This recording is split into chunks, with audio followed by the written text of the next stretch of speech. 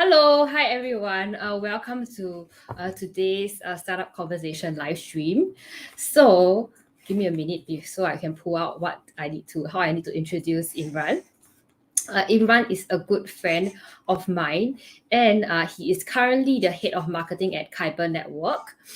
Before taking on the role as like head of marketing, he used to be the CEO of Leverage Group, a digital marketing agency in Singapore.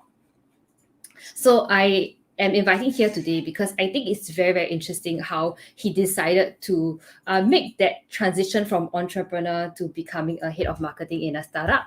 And it's not a transition that you usually hear of, right? You usually hear it the other way.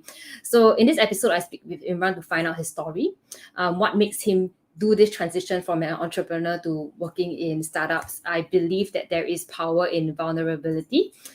So I would like to find out a little bit more about what makes him do what he do. And I hope that we can go a little bit deeper into today's session. And find out a little bit more about Imran and what makes him tick. So if you have any questions about Imran, Imran, please say hi. So we know that we are not talking to ourselves. So let's have Imran come on. Hi guys. Hello. Hi Imran. Okay, so we have two people watching now. Please say hi. Okay. So Say hi. do you want to like introduce yourself? Like maybe just like a quick one, Imran. Okay, thanks, Crystal. Hi guys, coming in. My name is Imran. I'm the head of marketing of a blockchain company. It's called Kyber Network. Basically, people come to our platform. We are a decentralized finance play, and you can buy and sell tokens for the best rates.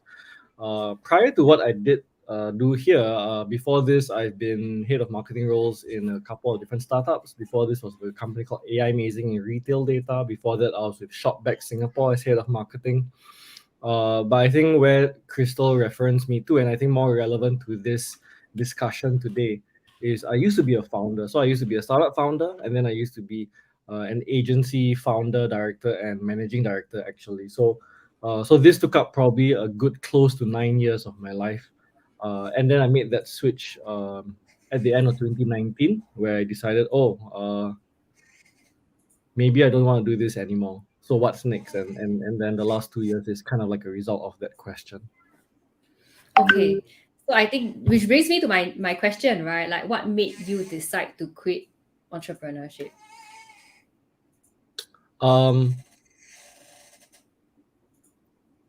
That's a question I get still today from friends, even friends that you and I know, that come to me privately and say, "Hey, I'm at a crossroads. So how do I make this decision? What made you make this decision?" Right? And I think, Hello, Phoebe. hi Phoebe. Sorry, And I think continue. the fundamentals to this is I like to use Elon Musk's first principles thinking, right? So first principles means that in the outlook of what is very uncertain, and the future tends to be very uncertain, you go back to what you know 100% for sure is true, and you build from there, right? So you start from first principles. Most people work from analogies or references.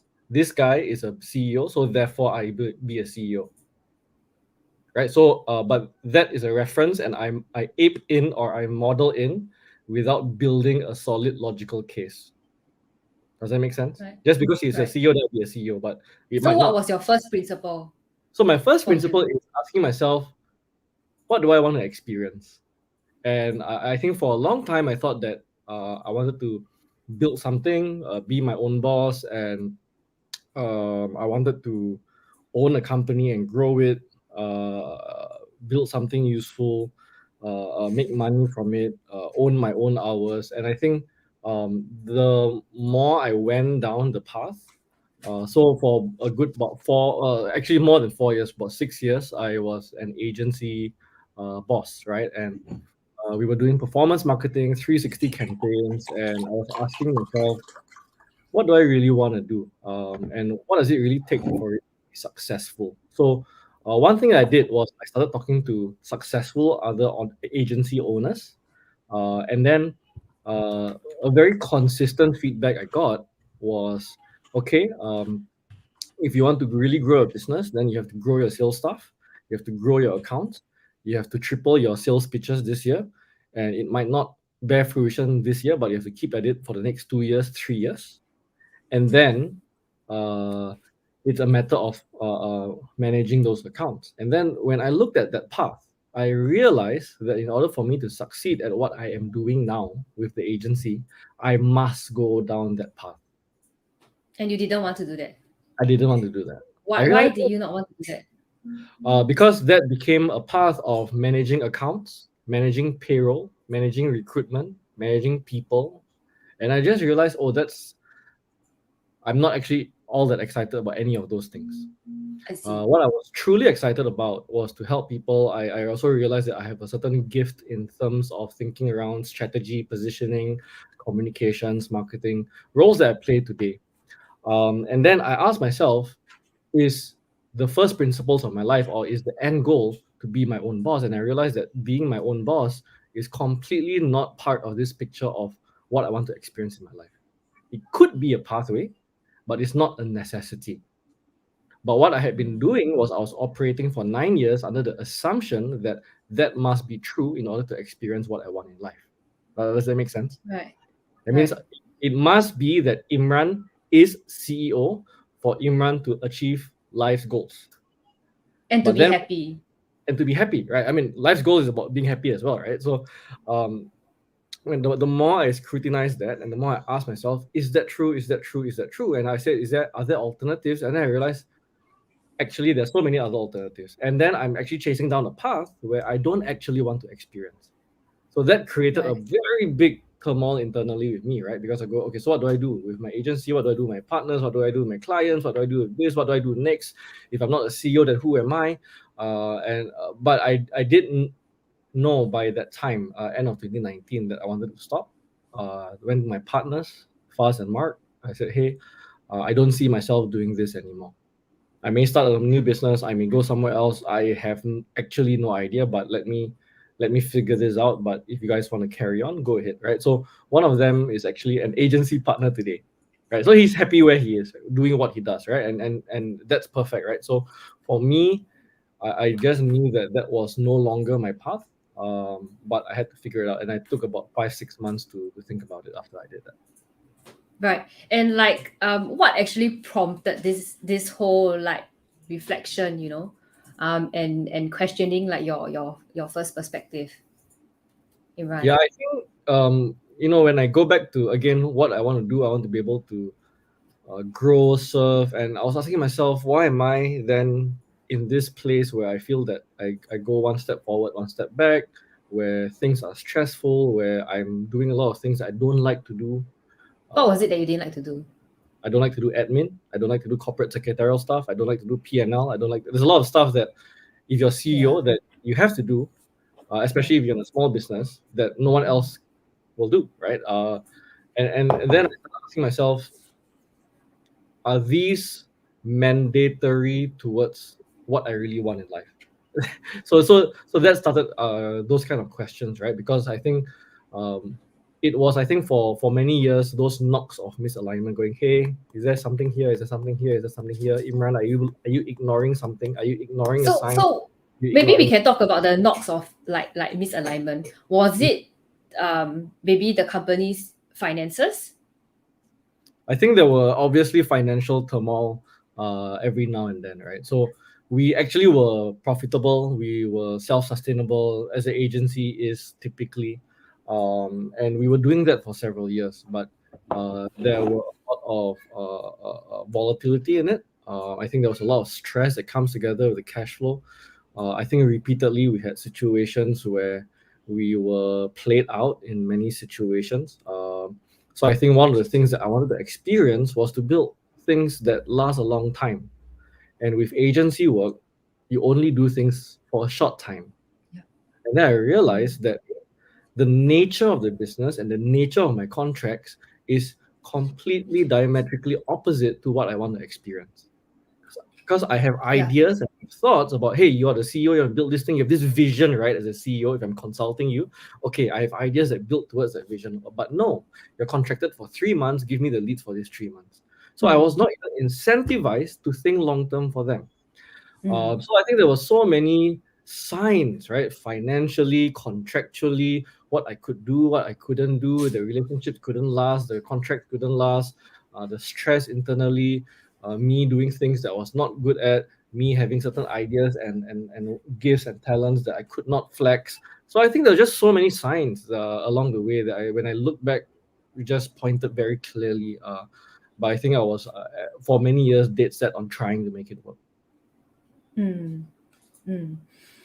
Next question is like, then what made you decide to get a job, and how was that process like? That was a very interesting process. I didn't know necessarily that I want to get a job, but I knew that if I want to build something or start something, I have to see the end and I have to believe in the end, right?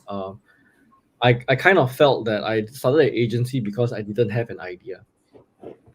So I started an agency because I didn't have an idea, but I have a gift, right? And so what I ended up doing is I was looking for people with good ideas and good products and good businesses to work with. And many times I didn't end up with that, right? I had bad clients with bad products, or in some cases, don't even pay, right? So, I think the process after that was asking myself, what would be the opposite of this previous experience, right?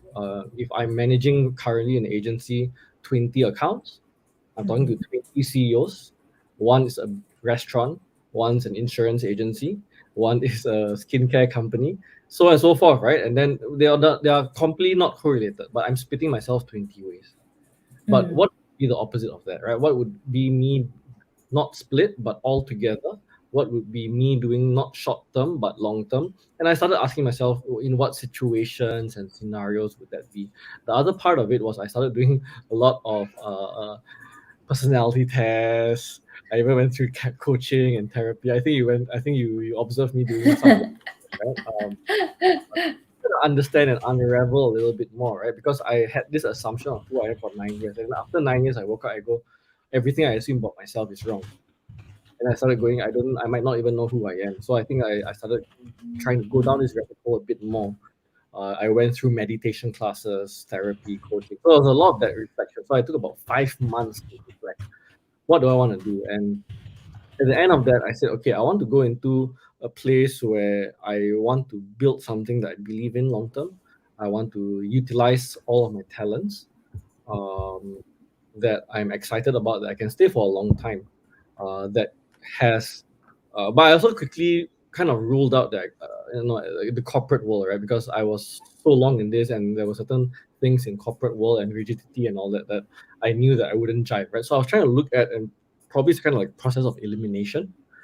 Okay, I don't have an idea to work on right now, so I'm not going to start that. I don't want to go to corporate, so I'm not going to do that. So I started kind of like whittling it down, and I said, okay, I want to go into a growth company that's building products to change people's lives, that's ambitious, that wants to grow fast, that can take the crazy ideas of a madman like me, with my energy to try a lot of different things and grow fast.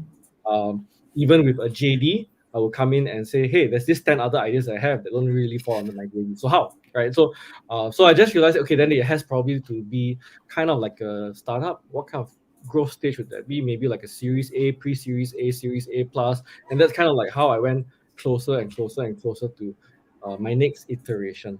And then I started searching. But it was a very interesting time because it was circuit breaker. So I went, oh, Imran, you best. You're a dad with a wife and 2 kids and a mortgage, and you're unemployed and you have no income. And now it's circuit breaker. You cannot even interview, and you're unemployable. You've not been employed for 9 years, and now you have to find a job. So that was the situation I was in. And I actually sent out 276 applications. I counted. And but you got a lot of offers though. I mean, like, you are clearly quite highly sought after. At the end of the day, out of the 276, I think I had about 10 or 11 responses. I think we went through about 6, 7 interviews or first interviews, and I ended up with about 3 offers. So that was the funnel, right? So I went about as a sales and marketer guy would lah. I was like, okay, cool. I know where my strengths are. I know what my target is. Okay, go, right? Like let's build that funnel. So I did that for about 3 months, and I was quite lucky because I have inroad in ShopBack. I have a friend who's in there. She referred me, and I got that first interview, that second interview, that third interview, the first business case, the second business case. It was a very long time. They took about 3.5 months before they decided to hire me. But I went in there. And I think just now I put up the banner, right? Like, which is, what did people say when you shut down the business? Because I think you must have gotten a lot of comments, and you probably are getting comments right now. What was Right. the craziest thing that people said to you when you shut down the It business? wasn't crazy, but I think because I was keeping it down low for a while, because I was still thinking, right? I didn't even know who I am at that point.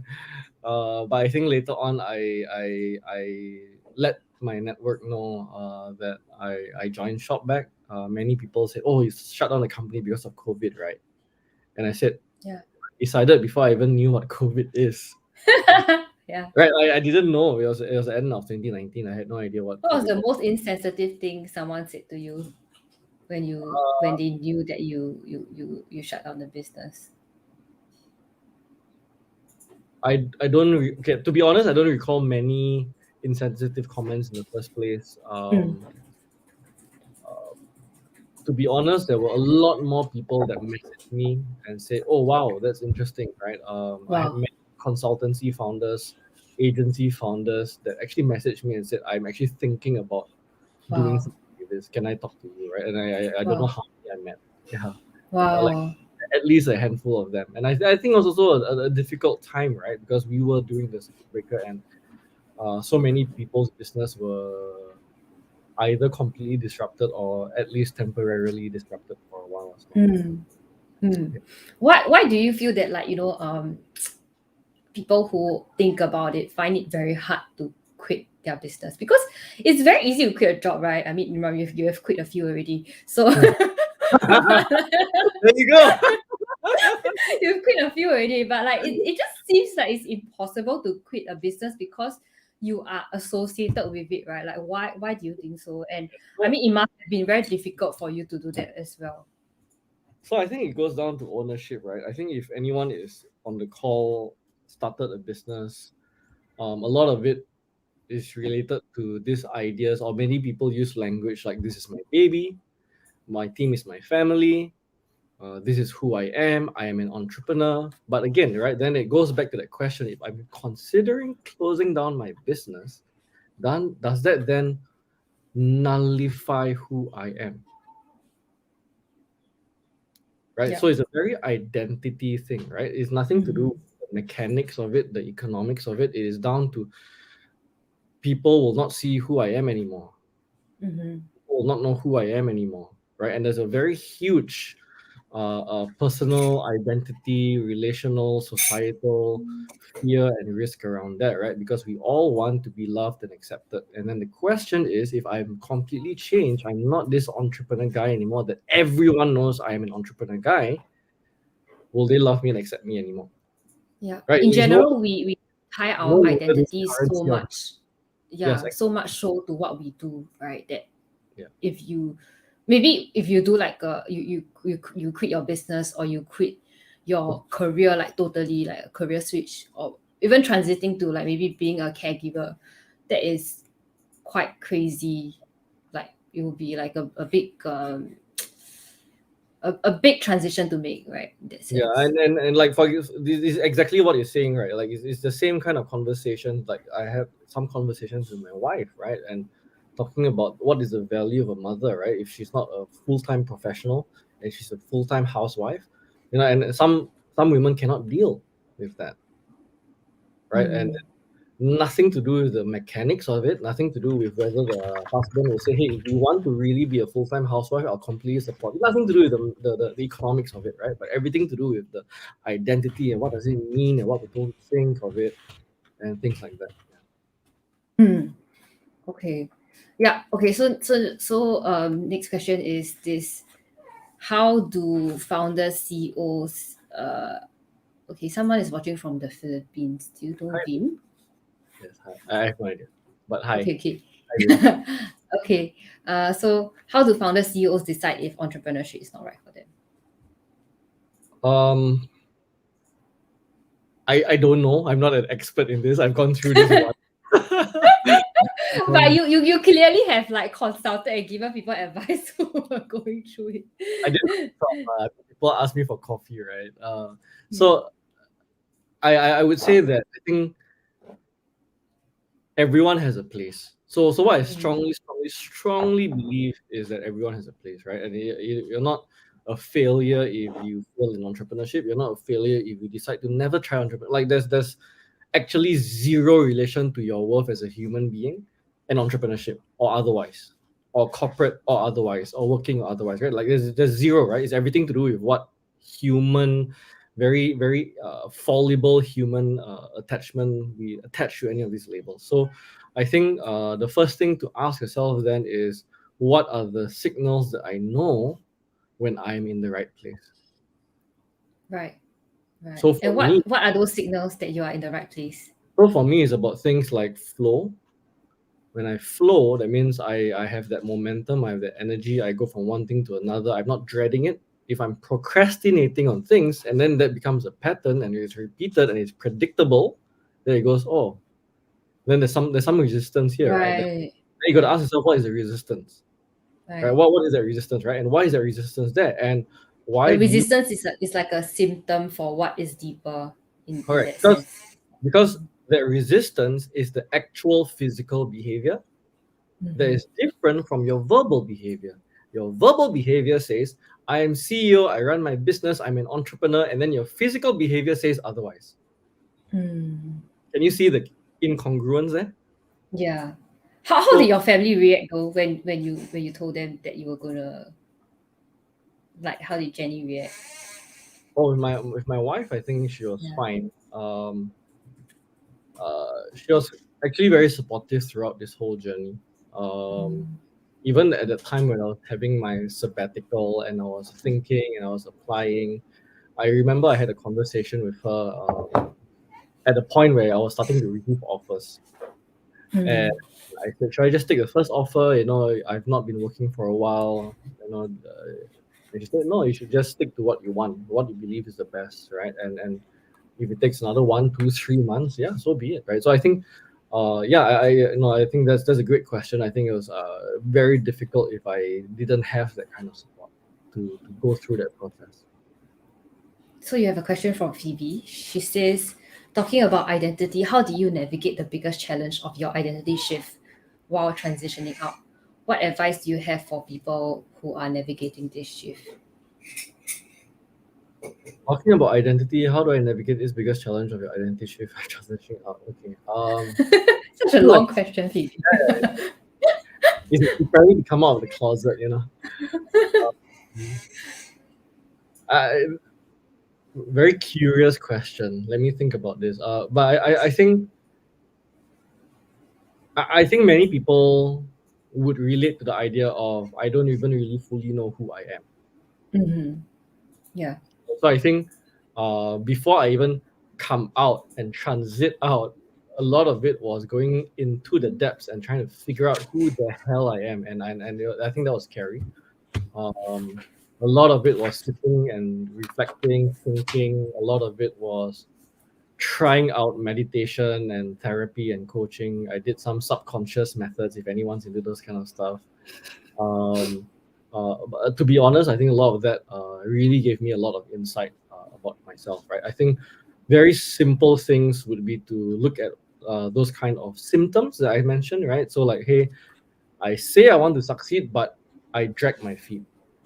Hey, I say I'm like happy where I am, but then I'm feeling stressed every day, right? So like, I think that the incongruence will start pointing towards internal misalignment, and you got to ask what's yourself there, right? And if you talk about identity is normally about what labels you use, right? People may reflect themselves or think of themselves as, I'm Singaporean, I'm entrepreneur, I'm marketer, I'm this, I'm that, I'm husband, I'm that. And the question when you're going to go down the identity is, if I strip all of that away, who are you?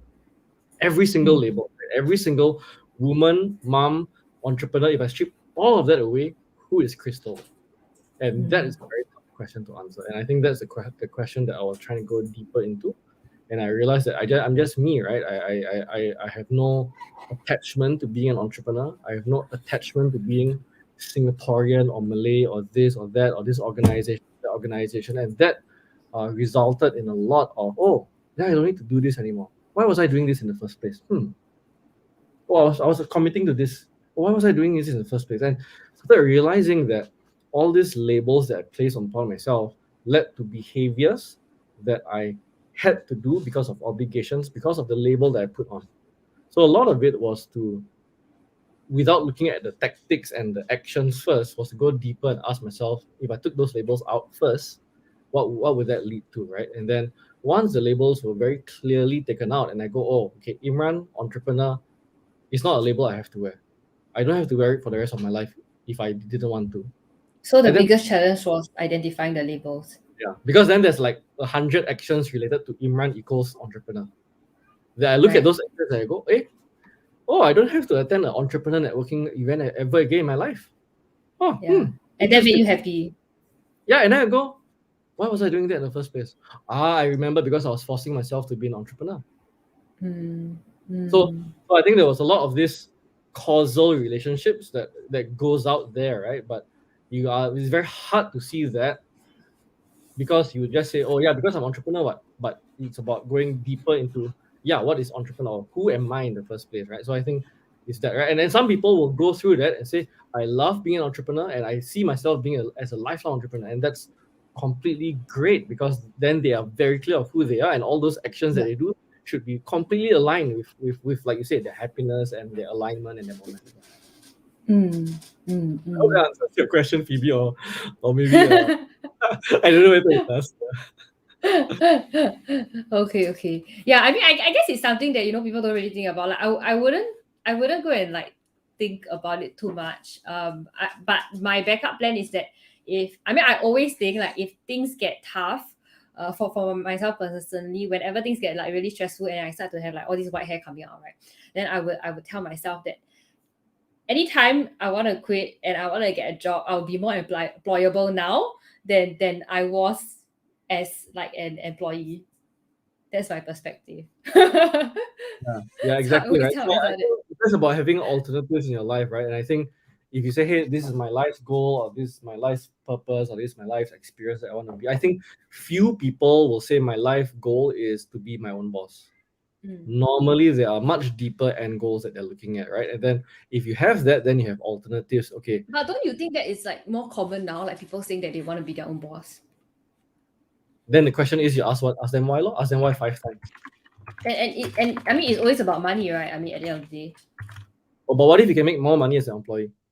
Then will they be True. employee? They say, oh, but I want to work remotely. Okay, cool. Well, if you can work and if you can work for another company and you can be remote, then how? Sounds like the deal you got recently with Kyber Network.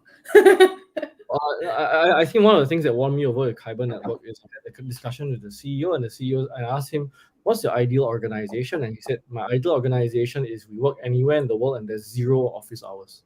No office hours, right? You work as and when.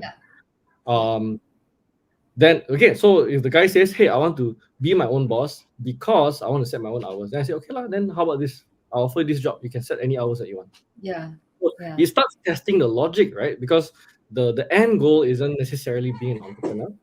Not in every single case, right? And if you're able to see through those logic, then suddenly there's many things, right? So the moment I lifted those labels and those filters, suddenly there were 1,000 paths open to me in life.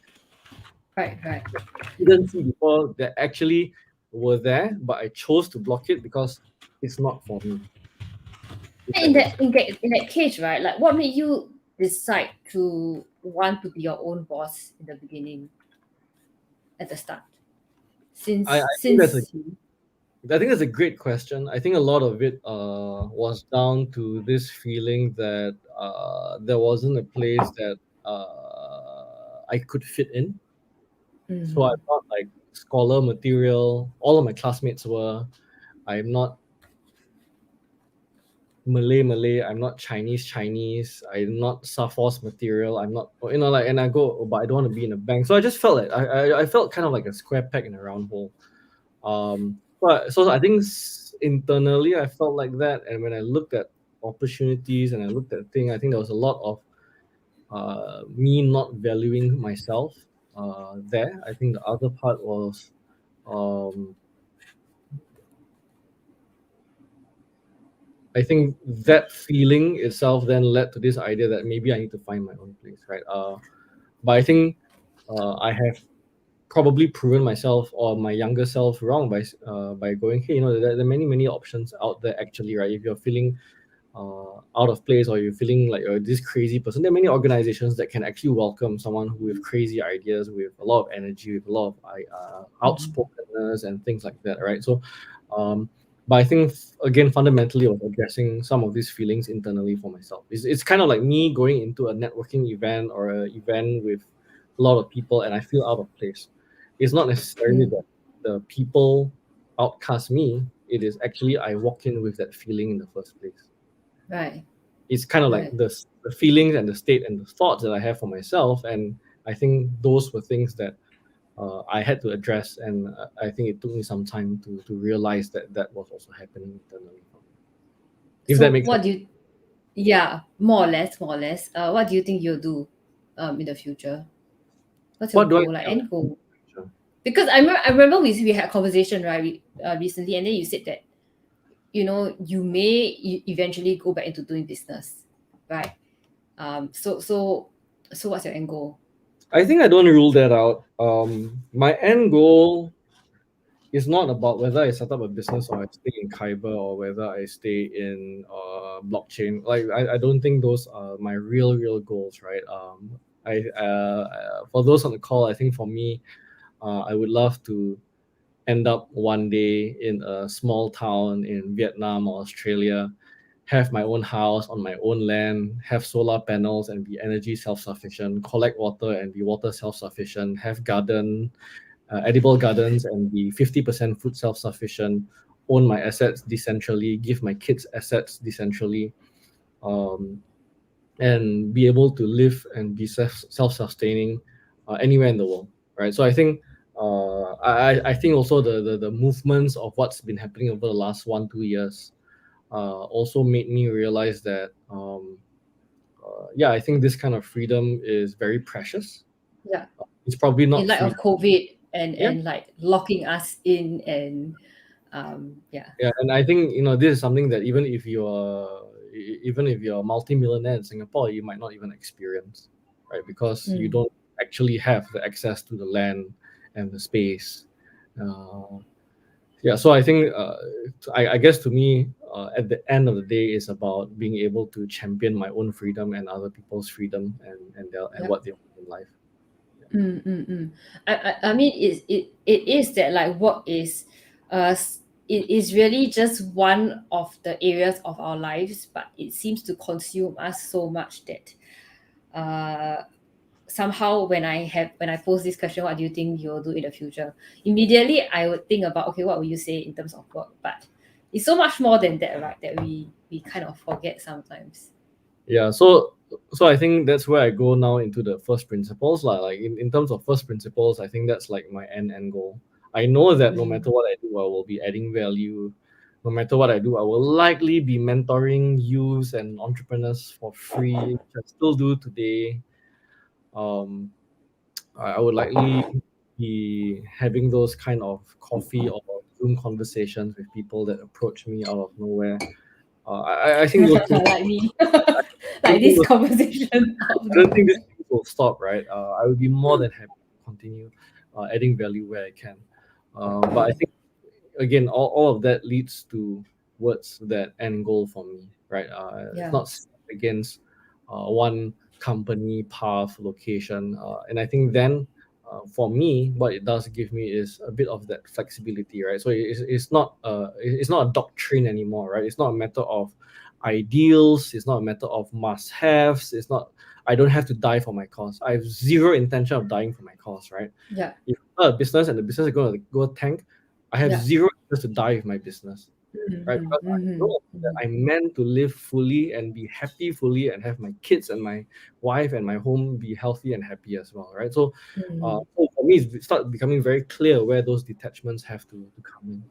Yeah, yeah, yeah, yeah. I guess the issue stems from the fact that in the entrepreneurship space there is this slightly unhealthy obsession with work, right? Um, and having to realize that okay, at the end of the day nothing really matters. So Yeah, deep, but yeah, yeah, yeah. I think that's the most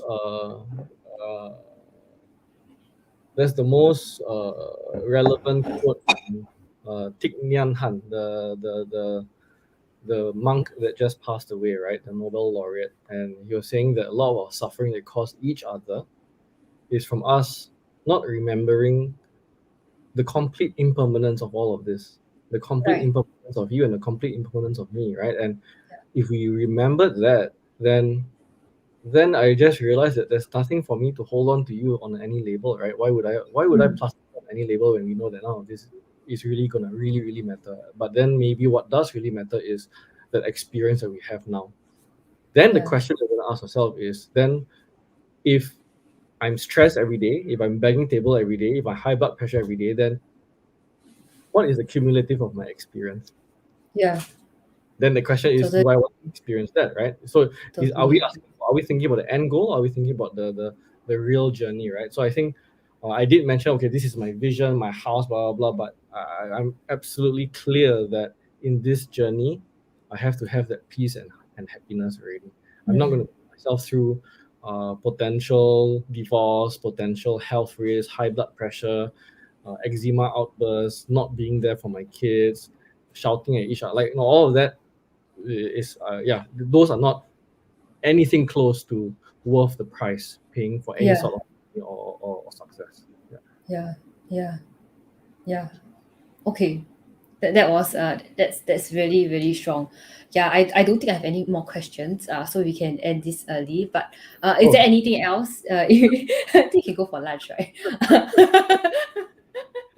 um, Is there anything else you want to talk about before y- we end? yeah. I mean, if there's anyone that's coming in with any questions, I would love to be able to Yeah. answer. I think people were asking me a lot recently around where I think technology and blockchain and all that is going. Many people are fascinated and have no idea. Mm, Uh, and I think one of the reasons why I went into this industry is because I see it very closely supporting that vision that I have. Uh, mm-hmm. to be able to decentralize my assets, to be able to control where I live, and be really remotely working and that like that in the long term. I think Yeah. that is something that is definitely being enabled by industries that push the envelope like blockchain. I think there's also other very fundamental and philosophical questions that are being asked around like who's right? Whose right Mm, is it to issue a bank account or close a bank account? yeah. Whose right is it to issue an insurance claim? Like I don't know whether you have had experience, but I've had accidents and insurance have rejected me. There are incidences where people's bank accounts or their loans are being rejected, right? And then the question is whose responsibility is it, right? And whose life is it actually? So I think there's a lot of fundamental questions that are being asked about this. It's very early stage. People are saying that it's a scam, blah blah blah. There's about 800 plus billion to about a trillion plus dollars being money laundered last year in the world. Less than Yeah. 1% of them was through blockchain. So where does the rest of the Mm, money go? yeah. Quite interesting to kind of see what people are saying again versus what's Mm, actually done. As mm, well as I think um, that is super early days, right? I think mm, people are saying what people used to say last time, right? So people said that the internet is a fad, it will come and go. The personal computers are a fad, it will come and go. The mobile phone is a fad, it will come and go. The smartphone is a fad, it will come and go, right? So those headlines actually play out again and again and again and again, right? So we're Yeah. kind of like maybe in the Palm Pilot stage of this next wave of technology. But yeah, I think it's very interesting to see, right? So I think for those who are interested in the industry, I saw this question called joining Kyber Network. I'm hiring very aggressively for the company. I know Crystal is hiring too, so spread the word. It's different roles. Don't worry, we're not competing for the same talent. I think you Yeah, have a so question from Phoebe. What books or resources that you felt made the most impact on your life or perceptions?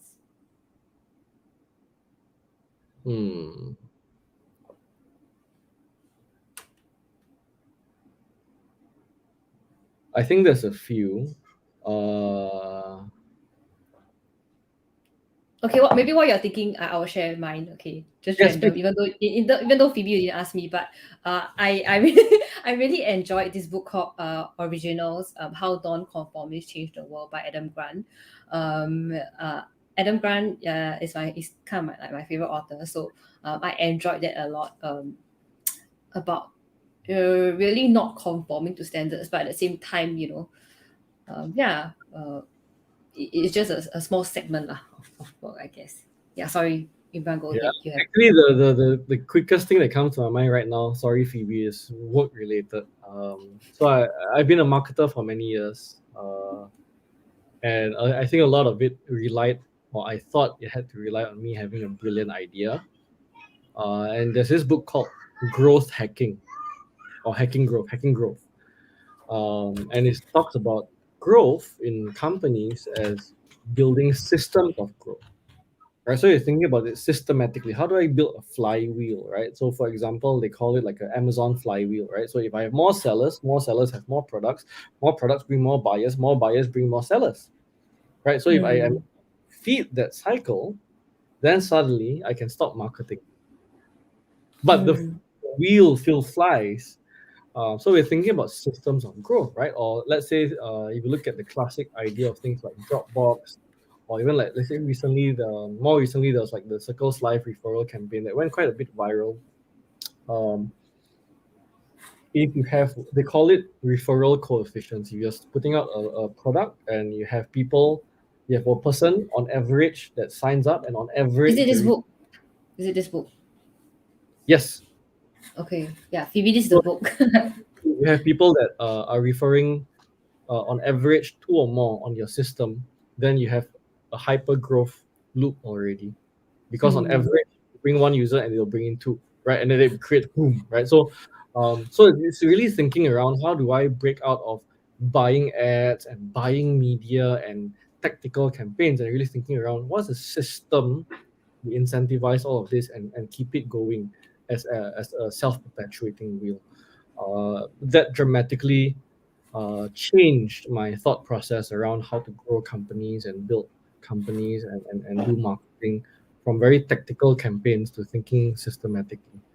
Uh, yeah, this is the only marketing geeking out that you hear from me today. Okay, I'll go read that book as I'm well. having all sorts of positions for marketing team in Kyber. Yeah. Yes. Imran is hiring. So let me put it out here again. Imran is hiring a lot of people at Kyber Network. So please reach out to him if you are interested in like blockchain, crypto, and all that stuff. And if you like the idea of remote work, lah.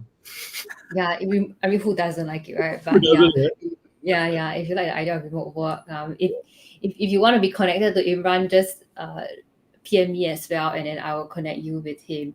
So I think Imran is now head of marketing at Kyber, and he is looking for like I think he's very open to all kinds of collaboration and opportunities that may come about. Yeah, so just reach out to him. Definitely. Yeah. Okay. Anything else? No. If not, we can end today's session. Okay. Thank you, Imran. Crystal, thanks, guys. Thanks for all the questions as well, Phoebe. Sorry, I think that Phoebe said this is very insightful. Thank you. Oh, Okay, thank you, Phoebe. Nice speaking with you as well, Imran. Okay, we'll end this session. Yeah, thanks, Christine, for putting it. I totally forgot. Okay, bye, guys.